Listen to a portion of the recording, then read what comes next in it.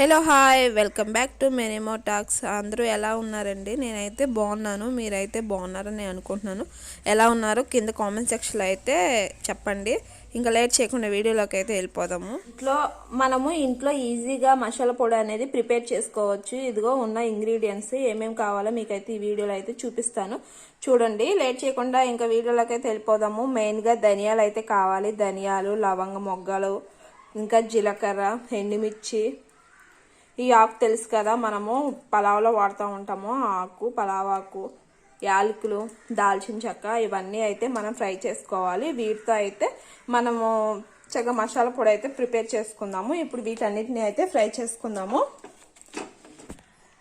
ఇప్పుడు బాండీలు అయితే ఒక్కొక్కటి అయితే వేయించుకుందాము. ముందుగా దాల్చిన చెక్కను వేయించుకుందాం. ఇది కొంచెం మందంగా ఉంటుంది కదా, అందుకని.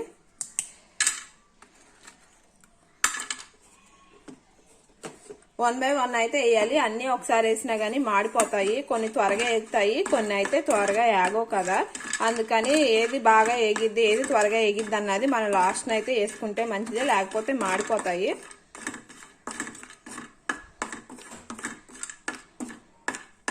దాల్చిన చెక్క ఏగడానికి కొంచెం టైం పట్టిద్ది, ఎందుకంటే మందంగా ఉంది కదా. ఇంకా దీంట్లో లవంగ మొగ్గలు కూడా యాడ్ చేసుకుందాము.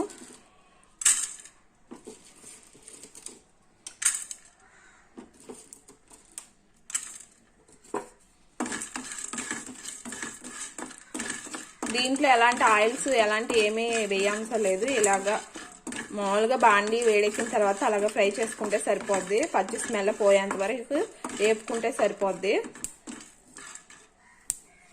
ఈ వీటిని వేపుతా ఉంటేనే చాలా మంచి స్మెల్ వస్తుంది. ఇంకా ఆకు అనేది యాడ్ చేసుకుందాము. ఆకు అను యాలకులు.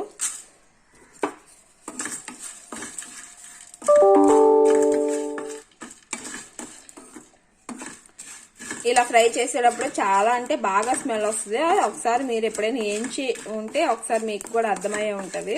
ఇలా ఫ్రై చేసేటప్పుడే స్మెల్ వస్తూ ఉంటుంది. వీటిని పచ్చి స్మెల్ పోయేంత వరకు ఫ్రై చేసుకోవాలి. ఇంకా ఎండుమిర్చి,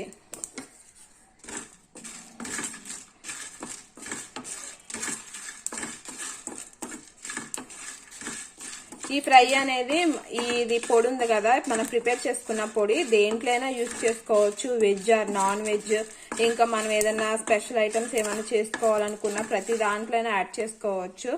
మనము నూడిల్స్ అని ఇంకా ఏమైనా తయారు చేసుకుంటాం కదా, దాంట్లోనే వేసుకోవచ్చు. ఇంకా కొన్ని కర్రీస్లో కూడా చాలా మంది మసాలాలు అవన్నీ వేస్తారు, వాటిలో కూడా యాడ్ చేసుకోవచ్చు. ఇంకా ధనియాలు కూడా యాడ్ చేద్దాము. ధనియాలు, జీలకర్ర.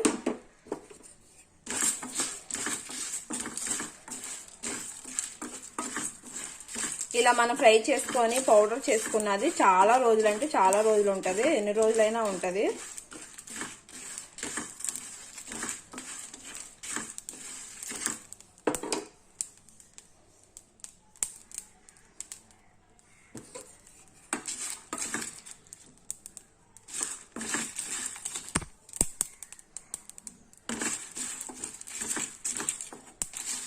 దీంట్లో కావాలనుకుంటే ఇంకా గుంటూరు మిర్చి అంటారు కదా, ఆ మిర్చి అని యాడ్ చేసుకోవచ్చు.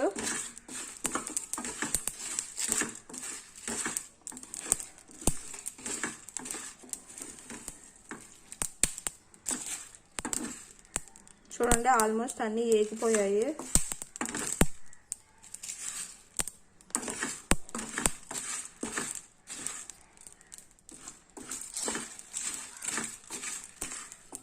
చూడండి, వేగిపోయాయి ఆల్మోస్ట్ అన్నీ.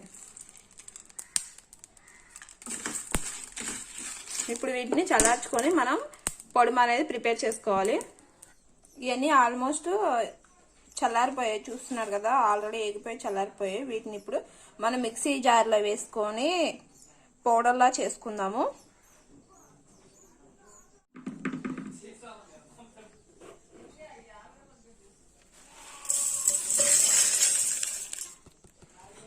ఇప్పుడు పౌడర్ చేసుకుందాం ఇదంతా.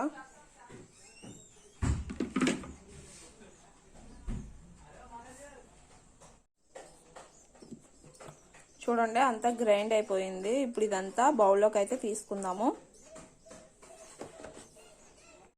మేము ఎప్పుడు ఈ బౌల్లో అయితే తీస్తాము, ఎప్పుడు ఇలాగ చేసుకుంటా ఉంటాం, ప్రిపేర్ చేసుకుంటా ఉంటాం. చాలా బాగుంటుంది, స్మెల్ కూడా చాలా ఘాటుగా వస్తుంది. ఇప్పుడు నేను అదే బౌల్లోకి అయితే ఇంకా నేను తీసేస్తున్నాను. ఇంకా వేరే బౌల్స్ ఇంకా మార్చడం ఎందుకని చెప్పేసి. స్మెల్ కూడా చాలా ఘాటుగా ఉంటుంది. మనం అన్ని కర్రీస్లో కూడా వేసుకోవచ్చు. కొంచెం వేసుకుంటే చాలు. రకరకాల చికెన్ మసాలా అని, మటన్ మసాలా అని చెప్పి, ఫిష్కి సంబంధించిన మసాలా అని చెప్పి, ఎన్ని మసాలాలు ఉన్నా దాంట్లో అన్ని సేమ్ ఇంగ్రీడియంట్సే యాడ్ చేసేది. కాబట్టి మనం ఇలా ఇంట్లో ప్రిపేర్ చేసుకుంటే చాలా మంచిది. స్పైసీగా ఉంటుంది, చాలా బాగుంటుంది, హెల్తీగా కూడా ఉంటుంది.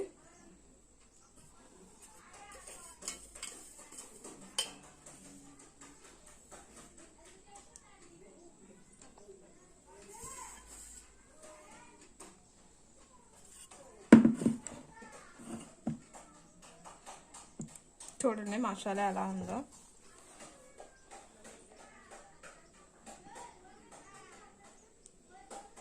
చాలా ఘాటుగా అయితే ఉంటుంది. ప్రతి దాంట్లో యాడ్ చేసుకోవచ్చు. మనకి మసాలాలు పాడైనాయి అనుకోవడానికి, మనకి మసాలాలు పాడయ్యాయి అని తెలుసుకోవడం ఎలా అయితే, మసాలాలు స్మెల్ వస్తుంది కదా, ఆ స్మెల్ అనేది లాస్ అయినప్పుడు ఆల్మోస్ట్ ఇవన్నీ పాడైపోయినట్లే. మసాలా అనేది అంటే ఎక్స్పైరీ అయిపోయినట్లు అర్థము. ఇన్స్టెంట్ గరం మసాలా బ్యాచిలర్స్ అయినా కూడా ఈజీగా ప్రిపేర్ చేసుకోవచ్చు మన ఇంట్లో ఉండే ఇంగ్రీడియంట్స్లో.